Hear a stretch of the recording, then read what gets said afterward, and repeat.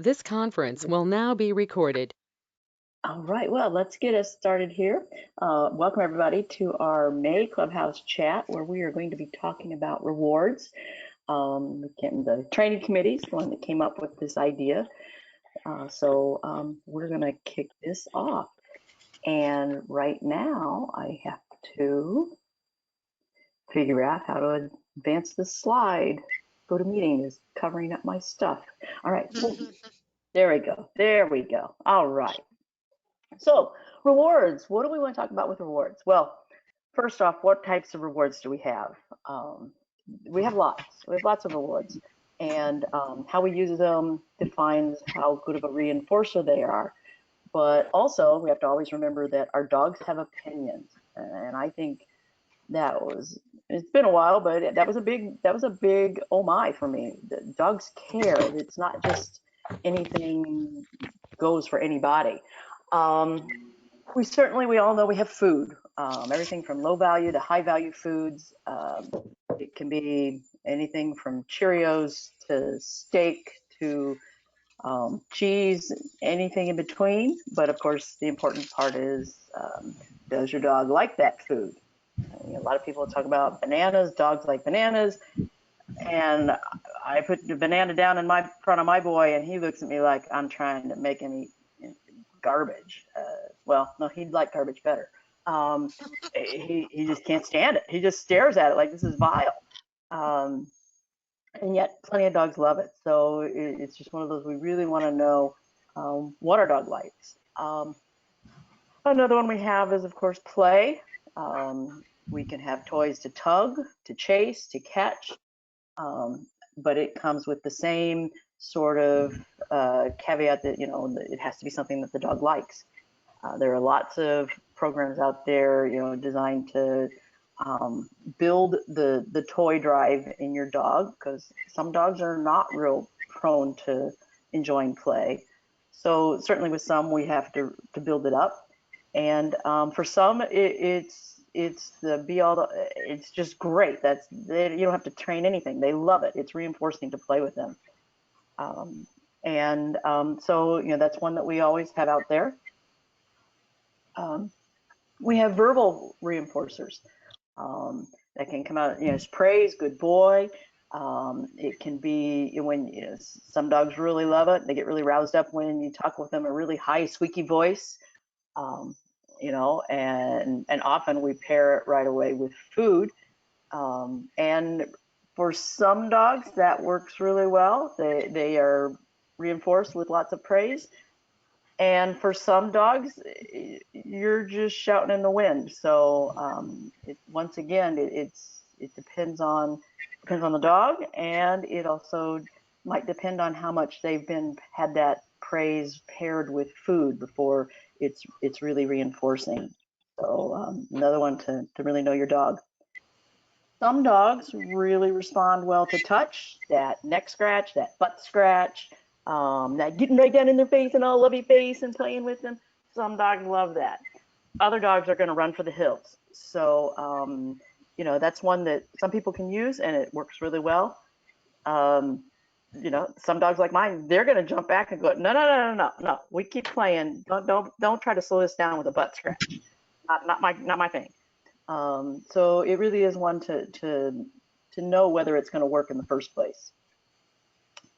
And then known cues, and this is one that known cues can reinforce behavior. So a known cue is one that the dog they know it, they've already been highly reinforced for it. And then when you use it, it reinforces the behavior right before. So, in the example of Treibball, we send a dog out, they line up behind the ball, and when they've lined up properly, you may give them a push cue, and that push cue reinforces the behavior that whatever is your cue for them to go out and line up behind the ball. And so, that would be an example of using a cue to reinforce the behavior. And this is one I like to keep on the list because we often forget it. Dog will do something and maybe it isn't the way we like, but we go ahead and follow it up with a cue that's been highly reinforced, And the downside of that is you may have just reinforced a behavior that you didn't like very well, actually. So I like people to be very aware that that's an option out there that can happen. And you can say, why does my dog keep doing that? And often my response is, well, why do you, when they do it, why do you keep following up with the cue that they really like? So you got to watch out for that one. So let's stop real quick here, at least for me rambling. Does anybody have any other, Monica and I kind of brainstormed this to come up with the list. Does anybody else have other things that they're using for reinforcers to let their dog know, hey, that's great, I really like that?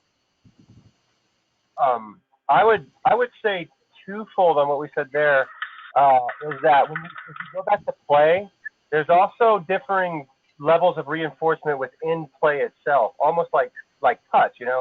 A 10 seconds of love is a good reinforcer, but 30 seconds of love is very, very more. Right? 10 seconds of play is awesome, but 30 seconds of play is really awesome. So you can kind of go in there too, based on if that behavior is really good, is it perfect, is it exactly what you want, then you high value that with 30 or 45 seconds of play. And if it's okay, right, it still deserves to be reinforced, but maybe it's only 5 seconds of play, or it's love, or something else. So. Right. Now that's a good point, Eric. Yeah, the play definitely has its it has levels of play and how long you play, and is it something that they really enjoy. So it's definitely one to watch what you're doing, and it's one that I like to say too, you kind of have to be careful with. Food, it's really easy. I either gave you a Cheerio, or I gave you a piece of cheese, or maybe I jackpotted you. Mickey did a 600-foot outrun. Man, when he got back, man, he got 4 pieces of cheese, 1, 2, and he got to catch them, which was even more fun. Right. So I really paid well for that behavior. But with play, sometimes you're playing and you go, stop, now we're going to go do something else, and the dog's like, oh, but I wasn't done playing. And so suddenly, so we gotta watch that play, because sometimes if we stop it too soon, the dog actually gets punished because they're like, I wanted to keep playing. That was more fun than what I was doing. So yeah, play's a really broad one. And outside of Treibball in general, I've used play a lot to teach an on and off switch, especially my dogs. We play, you lie down. You get released, we play, you lie down. You get released, we play. We actually make the stopping of play and the lying down as much a part of the game as coming back in the actual tugging. And I think that keeps me from falling into that trap that you're talking about right there. Yeah, it's definitely, play is something, so, because we'll hear, and I've heard both sides of this, and I'm not a behaviorist, I'm not a PhD behaviorist, so I don't know the true answer, but I hear people talk that food and shelter, some of the real primary thing, they're primary reinforcers. And I hear play, some people put play on the list, and some professionals don't. And I think play is I think play definitely belongs there. But I think there's a lot, you're right, Eric, there's a lot to train with it to make it work. I'd say me personally, I mean, as a behaviorist, I don't necessarily put play on a list of primary reinforcers. But I do think that if you can use play in your training, that the dog will learn way faster. So because the game keeps them desiring to want to learn and play more. So yeah, it's tricking that brain. Yeah, I think I was going to say a big thing I find with play too is you have to be careful about what you're doing, because a lot of people just look at play as that high level activity, and what I'm looking for the dog to do is still be able to critically think during the play. So it's not just simply pick up that ball and chuck it. It's I'll pick up the ball, and what I actually look for the dog to be able to do is go like, I can settle for a second and bring their arousal down. Then I'll start the play game. So again, like Eric was saying, I call it turn it on, turn it off. So the dog learns how to temper their own self-arousal. So you can bring play up into those real high levels of some real fun, long duration, high intensity tug, but the dog still is thinking, as opposed to when a lot of people play tug, is the dog goes into high level frustration arousal. And then Right. people are complaining because the dog's biting or scratching or getting completely out of control. Right. Interesting. Yep, definitely good points. Yeah. And I think that play is one, as you guys are saying, that you really have to teach them how to interact, have fun, but also know how to interact. When's the stop? When's the, you I think know, you could almost go back. You know how you have food written there where it says food low to high value? You could almost say in play that there's a low to high value as well. Oh yeah. there Low to a high value, and then as soon as you cross over the high value, you go into over threshold. Yeah. Right? I agree. Yeah. No good. Good And, point. Yeah. and it's going to depend on individual dogs too. For instance, Yes. getting my Goldens excited takes a little bit more than taking Aussies who yeah, we're up there. We're up and ready to go.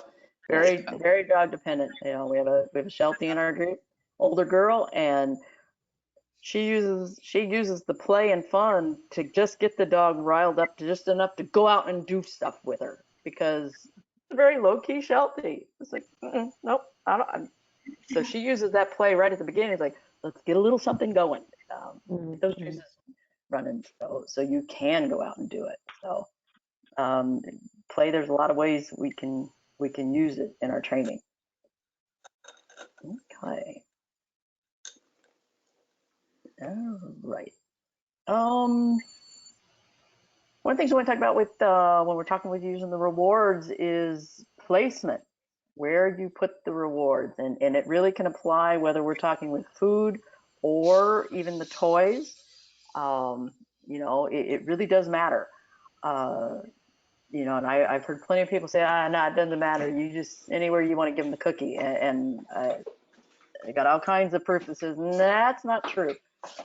Really, from the moment, I think I get into this later, from the moment you mark a behavior, you tell them they're good or whatever, or you even start to bring out that toy or cookie, from that moment forward, everything that dog does is being reinforced. But there's information in where you put that treat or how that toy comes out. So, the little diagram, got a ball. Do we treat behind the ball? Do we treat low, left or right of the ball? Do we want to treat closer or further away from the ball? All those things can very much impact what you get next out of the dog. And I often say treats, but toys can be the same thing. If I've got a dog that's coming in and pushing, and they're doing a nice job of pushing, they've come in, and I'm gonna, especially in the beginning phases where I'm still gonna want them to come back in and keep their head low, I'm gonna toss that toy low. I'm gonna keep it down close to the ground instead of tossing it way high up over that ball. And the reason being is that reinforces that dog keeping their head down. They expect the reward to come low. And so that really helps build the dog that keeps their head down behind the ball. When people talk about, I have my dog, they're pushing the ball in, and then suddenly they pull off and they run into me. And the first thing I say, and so did you take them back and reward them behind the ball? Or are you rewarding them for pulling off and coming around in front of you and in front of that ball and coming to you? The answer is, well, you better go back to rewarding behind the ball, because what the dog's learning is, I get the ball so far, and then I need to run up to you to get the cookie or to get the ball or to get the tug. So you want to think about, when I look at the behavior that you're, whether I'm getting it or students getting it, when I look at that behavior they're getting, I'm looking at, well, where is that reinforcement going? Where are they getting it? How, is it changing the behavior that we're getting? One of the things I'll see is, so many of us are right-handed. It really doesn't matter if you're right or left-handed, but for many of us, the other side is just what I've heard called counterbalance. It just keeps me from falling over. It's just weight over there. I rarely use my left hand unless I really push myself. What happens if I consistently reward out with my right hand on my right side? Often I will see my dog consistently leaning or starting to drift to the right because they're just you always throw it to the right. You all the whether it's the toy or the cookie, it always comes off your right side. So they're drifting to get to that side. And so I really need to make sure I use my left side also, getting the cookie out so that behavior is fluid. It is not static. It will always be changing. And so if I see my dog starting, even something he's highly trained, if I see him starting to drift, I can usually change my behavior to get him back on track. And that can mean being aware of how that reward is coming. Where is it landing? How's it coming out to the dog? Is it always coming off of my right side or my left side? So yeah, I need to be very aware of that. We'll talk about the same thing, when, if we're using cookies to reset the dog, they come in and we want them to just repeatedly practice getting that position behind the ball. So we'll throw a cookie out to reset them, to get them coming back in. Well, if you always throw that cookie to the same place, the dog starts to think the behavior is get behind the ball and then flip off and go over to that place where the cookie is. So we want to be aware, are we varying where we throw reset cookies? One of the things we may do, we may throw the toy or cookie to get distance. And we might also use a remote feeder. I've often used that for distance. And I've also used remote feeders when I need to remove the handler's cue from the picture. And that's something where I will pull that out when the dog is so keen on thinking that it's what they should do is somehow depending on the handler in some way, where the handler's looking or some particular quirk of the handler. And I'll just pull out the remote feeder and suddenly the dog goes, oh, it doesn't have anything to do with their hand behind their back. So I will frequently bring out the remote feeder for things like that. So there's a lot of ideas there about where and how we place our rewards. So and I'd like to hear other ideas people may have on placement, how they use placement of rewards, reinforcers, because it can mean a lot, whether we're getting a dog who really happily runs out or drives the ball all the way into us or halfway in, who consistently picks off a side ball instead of the point ball. A lot of things that can make a difference in. So I throw that back out to you guys. What do you guys find with placement? I have to put it under the ball for poutine. If it's not between my legs under it, she'll blow by the ball. Oh, I pushed it 5 feet. Give me cookies. I'm like, no, okay. Walk back out with her. We do it again. The other thing is I really try to reinforce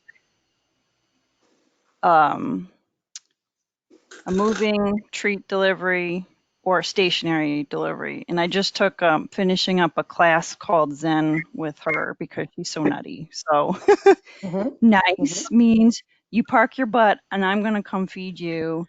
Get it. Obviously, go get the food or the reward or whatever. So that really helps with her because she doesn't care squat about toys or the dogs in the yard, but it's the food. As soon as I bring the food out, she's like, "Oh my God, you haven't fed me in 9 years." And I'm only 2. Oh no, she's gonna be 9 in a couple weeks. Oh, okay. And you've never fed living well.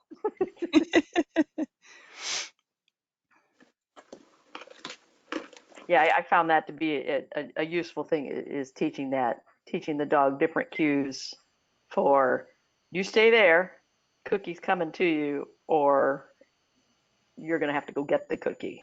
Come to me. Mm-hmm. Yeah, very, very useful.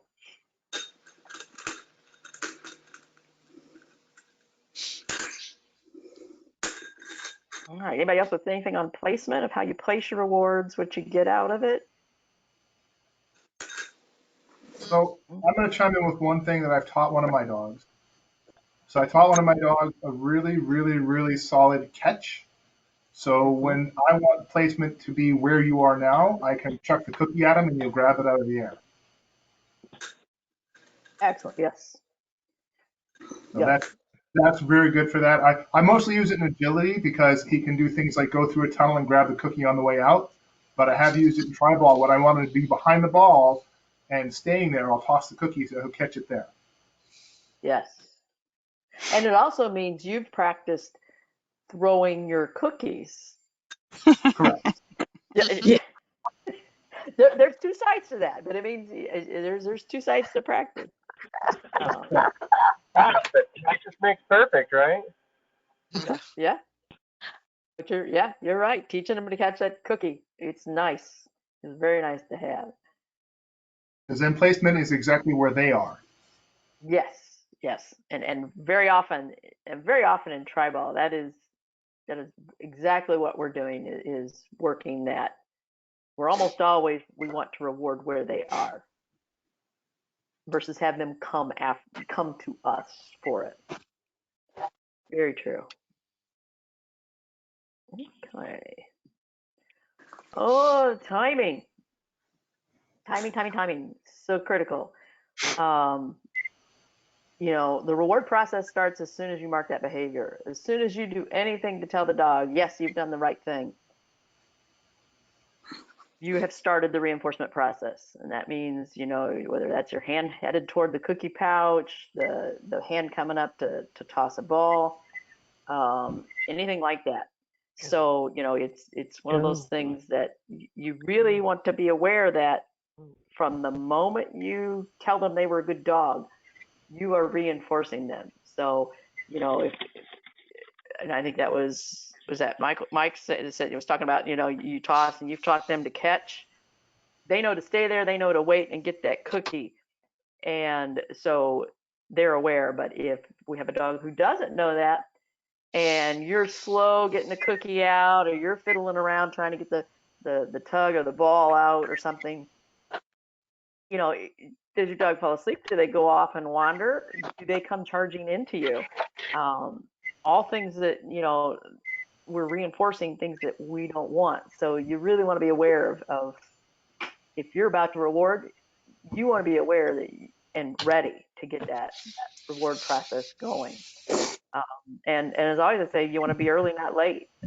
The longer you are not aware of what you are doing, and the later you go, the higher chance you're reinforcing something you don't want. So, you know, and that could be everything from jumping up on you to running past the ball to, it could be anything. It could be barking at you because, hey, you owe me a cookie.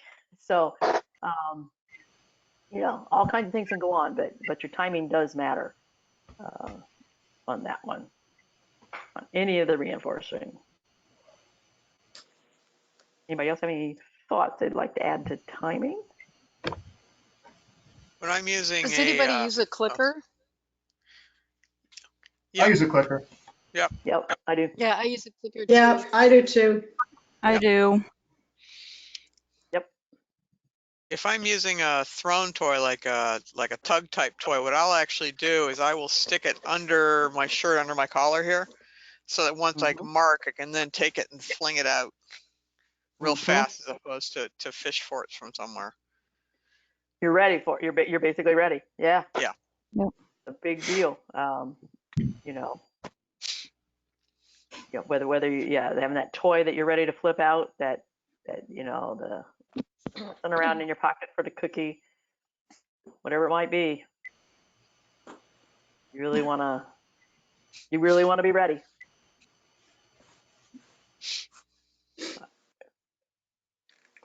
All right, variability. This is a big one. And we have a lot of ways, a lot of different angles to variability. You know, of course, the first one is to mix up your reinforcer. Even if you're only using food, you can vary that from the Cheerio marshmallow, although if you get very far out, though, those marshmallows are hard to throw. But if you get everything from the Cheerio all the way up to the steak, the salmon, whatever it is that your dog loves. If it's toy, as Eric was talking earlier, um, it can be a short session, it can be a long session, it can be really vigorous, it can be just a little bit. There's a lot of ways to just mix up the reinforcer, even to the fact of, you might come in one time and it's a cookie, another time it might be a quick tug.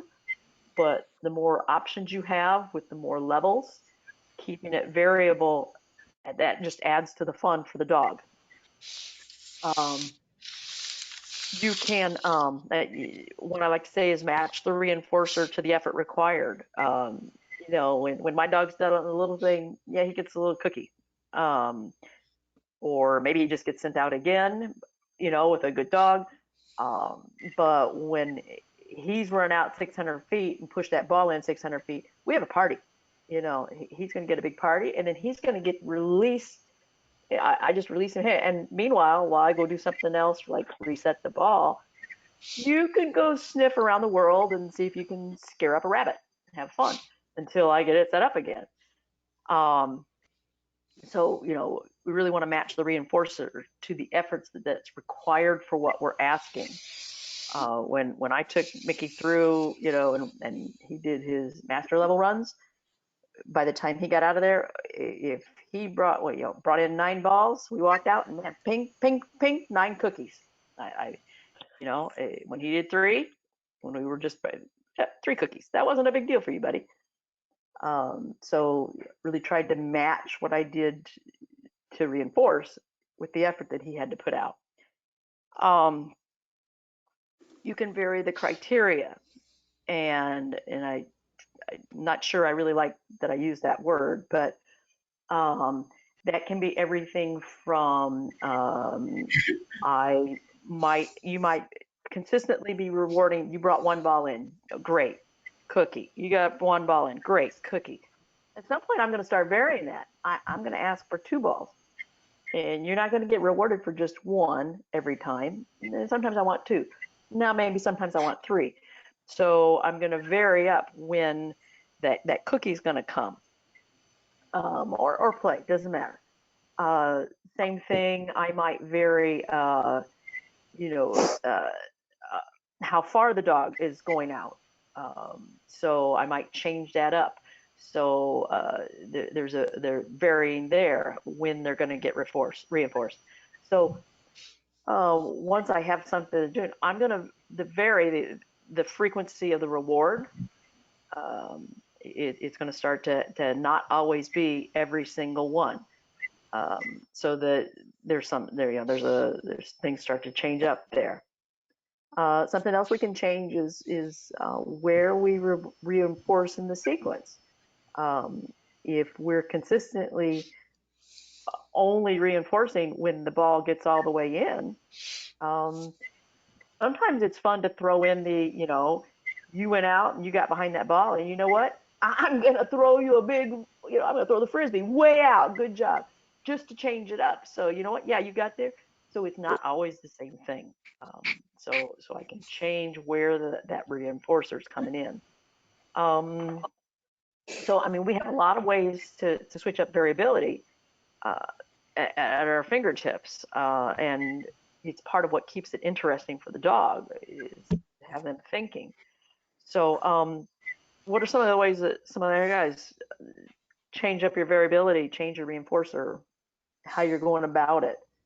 Eric, you talked about changing your level of play, very high to very low.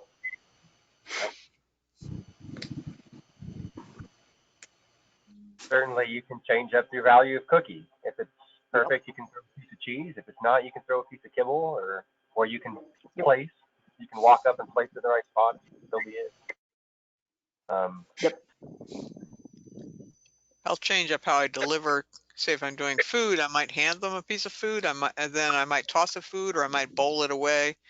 So it keeps it interesting for them that way. Yeah.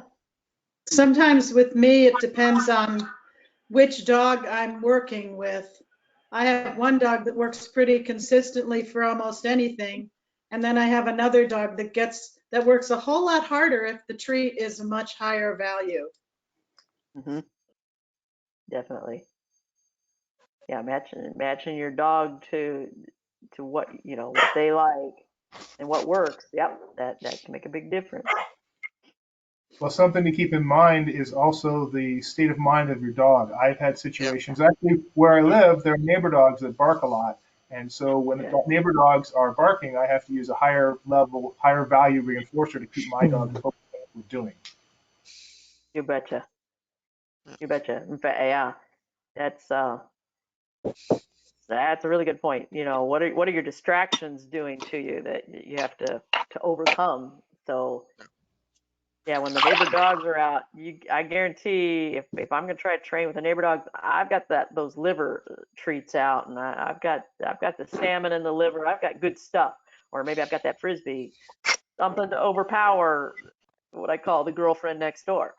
Yeah, or the other thing too is if the girlfriend next door is barking her head off, instead of asking your dog to do really long distance stuff, ask them to do really small stuff close to you so they can get that tight under their belt. You're basically proofing, and then move it out to a little bit more complicated. You got that plateau. Let's try it a little more complicated with the same level of distraction. You betcha. Yeah, Yeah, good point. And you can make it really fast and furious. You can do a bunch of really short pushes with quick rewards to keep it really fun too. It's like, forget the girlfriend next door. I got something better here. Helping them learn those distractions. You betcha. And also quit before they want to quit. So they're going like, wait a minute, but I want to still do that. And you're going, good, hold that thought. We'll come back a little later. Yeah, we'll come do it again. Yeah. Mhm. And then I may very well go, yep. And you know what? We're all done. You can go see the girlfriend now. Go play. And it works. He's like, okay, I'm free. All right, I get to go do that. So then when I call him back, he's like, yeah, I saw my girlfriend. It's all good. So yeah, definitely things to think about. I like there's one phrase I tell my beginning agility students that really don't have any other training besides like manners is don't pay your dog minimum wage. They just worked really hard, give them some more food. Like you weren't supposed to feed him before class, and this is exactly why. Yeah, I think that you're right on. You really need to recognize when your dogs really could choose instead to go see about the squirrels, to go see about the coyote poop. They've got lots of options. The fact that they're staying there with you, even if it's not perfect, they're staying there and working with you. So you want to get that reinforced. You're right on. There's a nice blog too from a few years ago, and it came up somewhere in some long chat, and I've lost track of where it originated from, but it was employing a pay scale. So if you let's just say you wanted your dog to line up in front of you, and they just like trotted along and they did the job, that's worth in your brain 1 cookie, because what your big picture was, you wanted them to get out there quick, sit their butt down and make eye contact with you. That's the 3 cookies. So this lady said it was a 1, 2, or 3. That was the cookie pay scale. And I really liked that. And that worked really well for some people that I shared it with. I thought that was super interesting, as I didn't come from a training background like that. It was, throw them a piece of hot dog versus their kibble. But the pay scale just kind of flipped it a little bit, which I thought was cool. Yeah, I think pay scale is a very nice way to think of it. They're there working, they're there learning, and I like the pay scale analogy that they have other choices they could be doing, and you got to think about how much. Yeah, and that's that match that reinforcer to the effort. They're not all just Cheerio efforts. They're not all just a kibble. Some are more. So make a match. One thing that I have for JoJo is when we're doing an actual run with no treats on the field, the full thing, whatever it is, start to finish, I have her very favorite toy, that I have just for that. And we run out of the field and play tug with her very favorite toy. So that's a way to, you've done a full run, you've done whatever it is, 4, 5, 6 balls, and then you get your favorite Frisbee. Right. Yeah. Really matching it to, yep, I know I was in there with nothing, but now I'm going to really make it worth your while that you went and did that. Definitely nice way to think of that. Okay. Oh, and now we're at Q&A. So we can talk about reinforcement, or we can talk about anything we want with Treibball. Open floor. Everybody gets quiet. You found some great images. I know. I have a question, Chris. Yeah. Is there any advantage to not treating them immediately? Because that's one thing I'm learning in obedience right now, is not to carry the food with me.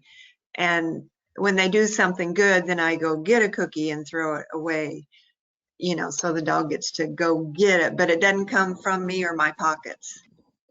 So yeah, that's one that I always look at. It depends, it's everything. It just depends where I am in the training of it.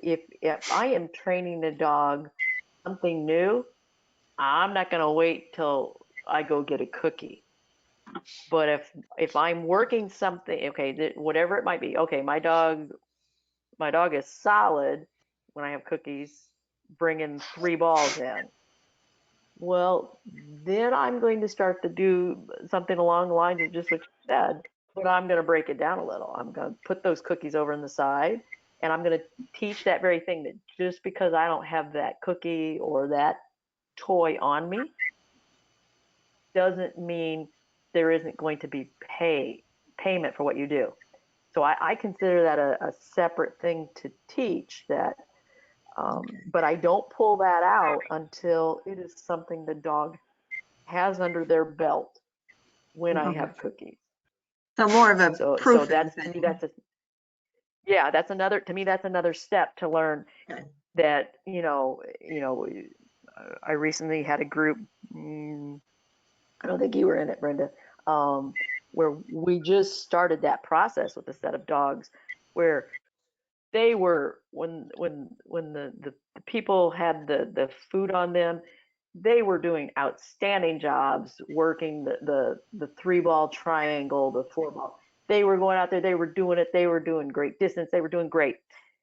And so we started that process of leaving those cookies just right on the other side of the ring gate, and breaking it down, going down to just 1 ball, nowhere near as far. And all kinds of weird behaviors came out because the dogs were like, "You're not holding the cookies. What's wrong here?" So and the cookie, it wasn't even as far as they had to walk. I mean, it was truly just on the other side of the ring gate on a table. And several people have struggled to believe that breakdown in behavior was because of that one little change, that the cookie wasn't on the person anymore. And yet it is. So I consider that an aspect to train, but not until we've got that behavior down in the first place. Okay. Alrighty. Something I'll do is when I'm doing a similar sort of thing, I'm not training with reward on my body, is I'll have it just slightly off to the side. But what I'll do is when the dog does the correct behavior, instead of just going, good, and then reaching for the cookie, I'm going to go like, yeah, let's go. And then we have a verbal party with me honestly looking like an absolute idiot, jumping up and down like, yeah, let's go get that toy. And we go over there and get the toy, and then we play with it, or we throw the food, or we play. So what happens is the reward session for the dog starts the moment I've marked it, but then I have a bridge of verbal play and interaction all the way to the physical delivery of whatever it is. And that I find ties through the problem of cookie not on your body, and then having to give it to the dog. Right. That's excellent. You're training these words means you've done a good job. We're going to go get that reward. Yeah. That's something to hold on to. Monica, I don't know if you remember, and maybe I didn't remark, we were talking once and you talked about that breaking down the process of taking the treats off of the person. Yeah, I've started and with. You took it even a step further than I did.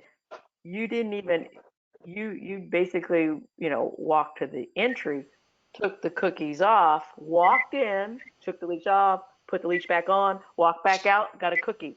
You didn't even ask the dog to do anything.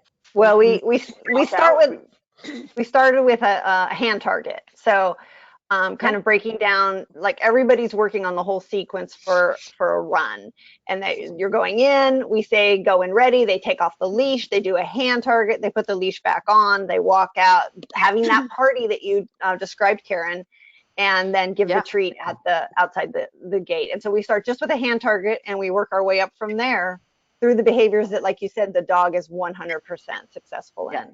And totally okay with it, but such a simple behavior that you walked out and asked for. Like, oh, okay, so this really is a longer process, but it's okay that you don't have that toy, that cookie. We still play. So yeah. I had to do the same thing.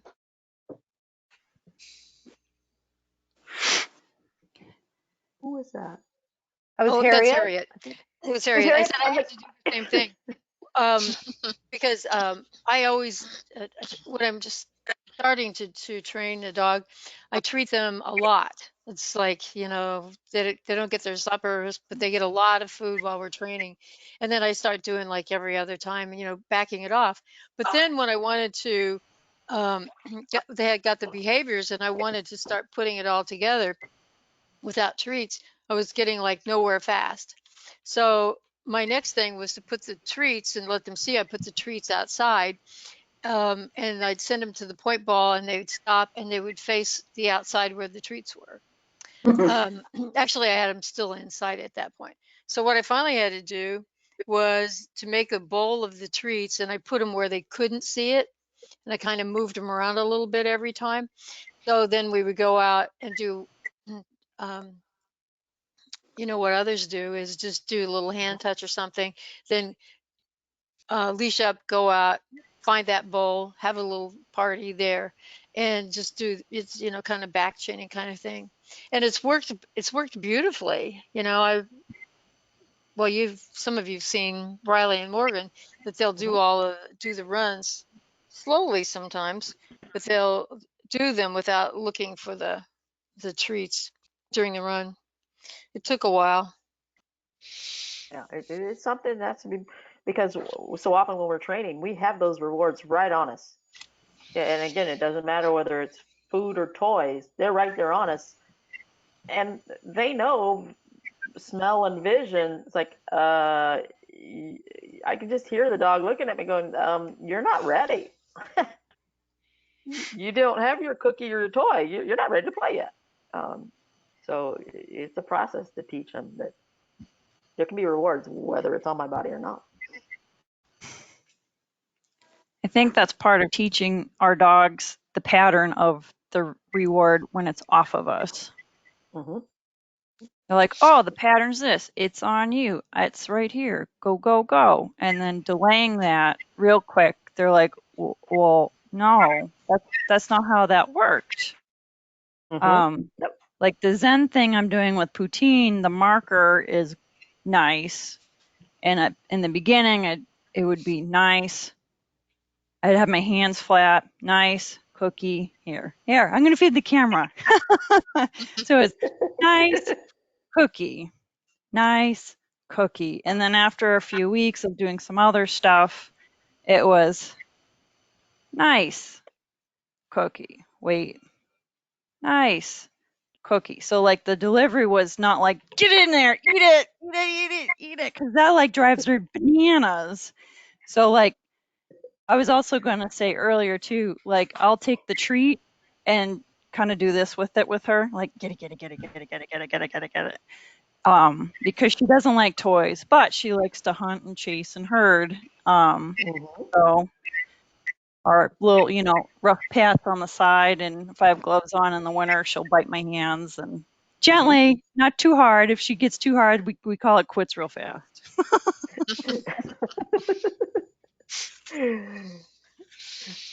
She's a feisty old girl.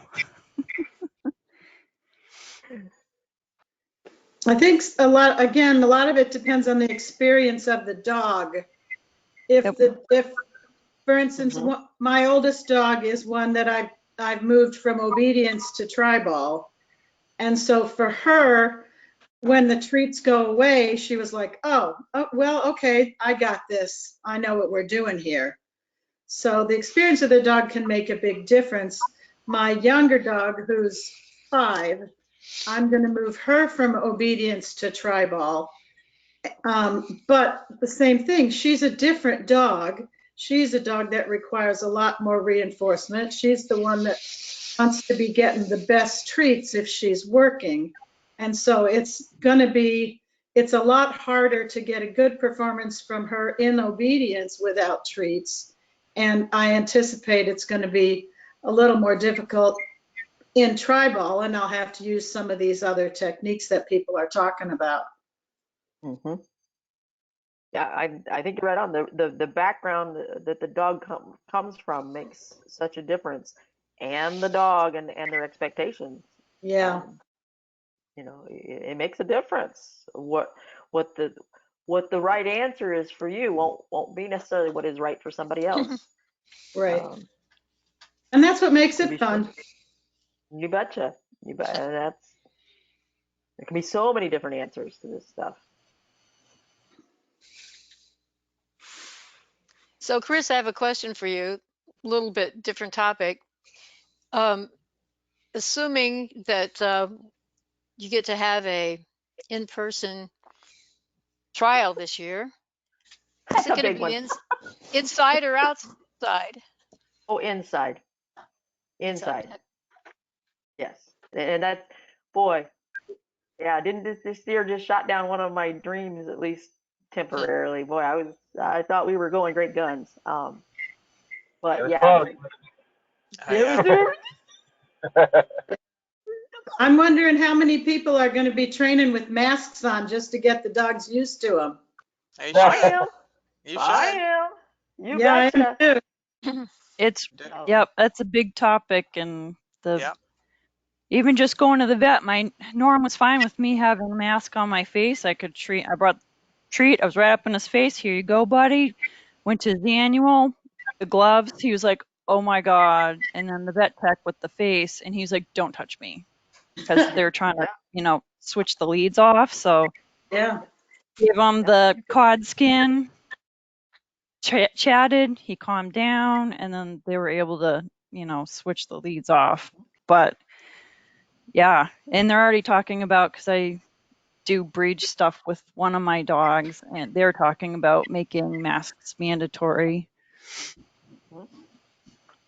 Yeah, we're just,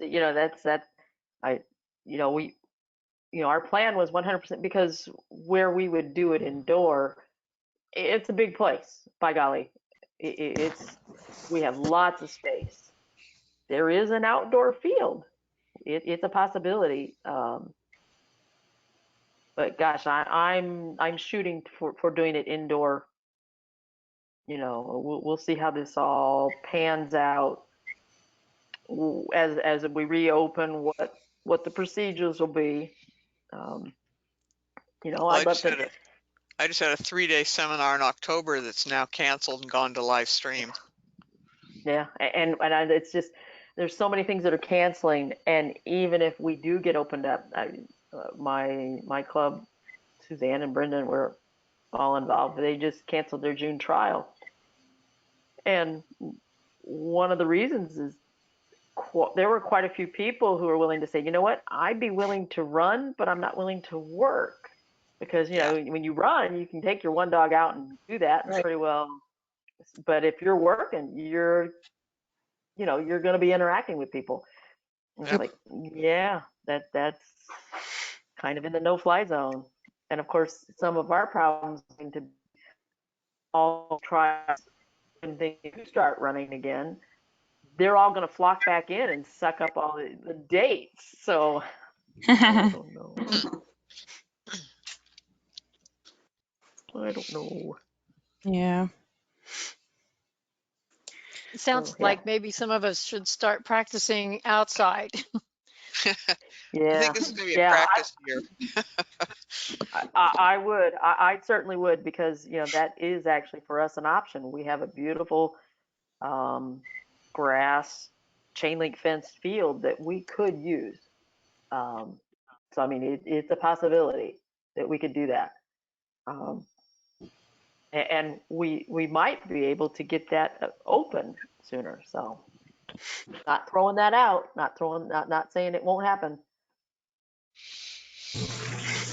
So what products do we use to sanitize our balls?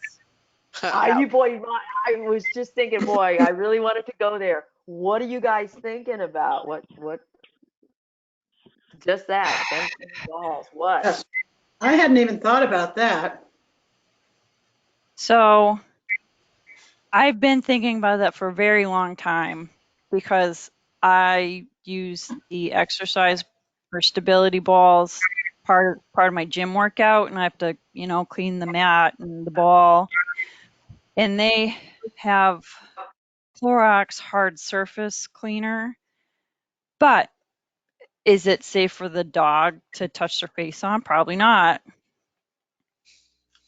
Is it going to? And what I wondered is how many of the products are going to quickly degrade the balls? Right.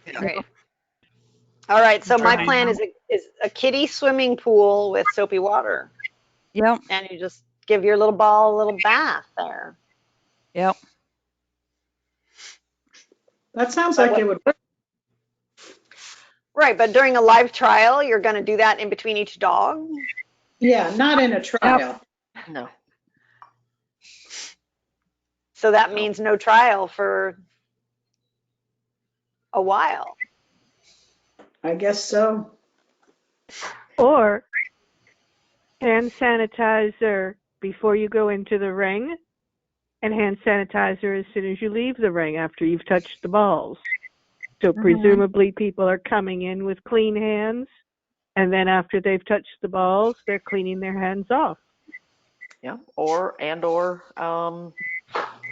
using the ball setters using gloves. Yep. They get you a lot of gloves. Put on gloves, set the balls, pick the balls up.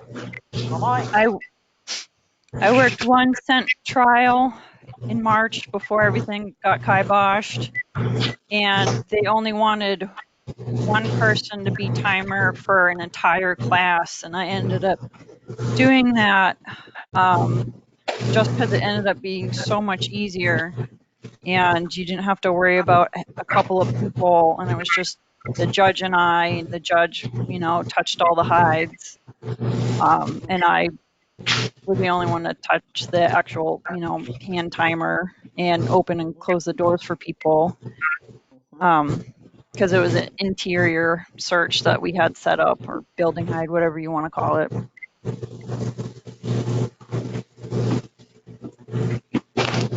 It'll be interesting. Yeah. Lots of questions. I just noticed it is 5 o'clock, guys. What? I think it's 8 o'clock, ma'am. Either way. 7.